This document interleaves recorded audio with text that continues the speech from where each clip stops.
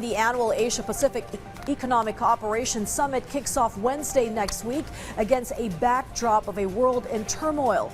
Though discussions and deals are purely amongst themselves and non-binding in others, they lay the foundation for another fora that culminate in written pacts or agreements. VOA's Elizabeth Lee has more on APEC's agenda this year in this story.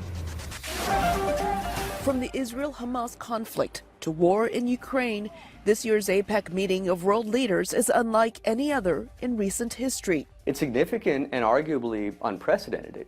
We have systemic instability right now, the likes of which we probably haven't seen since the end of the Cold War. There are also the potential economic ripple effects of these conflicts. There's an arc of instability, and it's an arc of instability that connects regions through supply chains, that connects regions through a variety of other channels. And it's important to keep in mind, for all the talk about decoupling, de-risking, the global economy does remain substantially interdependent. The 21 members of APEC not only differ in their opinions about the conflicts, there are also other sources of friction. There are territorial disagreements in the South China Sea, and tensions continue between the U.S. and China. Against this backdrop, countries will try to find common ground and discuss non-binding topics with an agenda set by the host country. We've really focused on things like advancing a just energy transition in the Asia-Pacific, advancing sustainable agri-food systems in the Asia-Pacific, looking at sustainable and inclusive trade across the region. Another area of concern,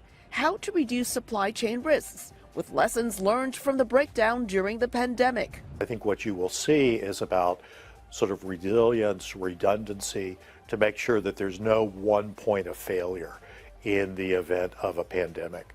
For example, while the U.S. has been importing more goods from countries including Vietnam, ultimately, many of the raw materials and also the components, they're still made in China. China-U.S. relations will continue to be watched by APEC members, even after the APEC leaders meeting, at a time when public perception in many countries tend to skew toward the U.S. And the U.S. is seen to intervene more in other countries' affairs than China, according to surveys conducted by Pew Research. The U.S. is also largely seen to take into account the interests of other countries more than China, and to be more likely to contribute to global peace and stability. The United States and China are going to have to find a way to coexist. Unlike the Cold War, which ended with the dissolution of the Soviet Union, Washington isn't going anywhere, Beijing isn't going anywhere. The competition, it'll have its oscillations, but it's a competition that isn't going to have some definitive end. In addition to China and the U.S., APEC economies make up approximately half the global trade and 60% of the world's economy. And in an interconnected world, observers say leaders will need to transcend differences to combat issues such as climate change and food insecurity. Elizabeth Lee, VOA News, Washington.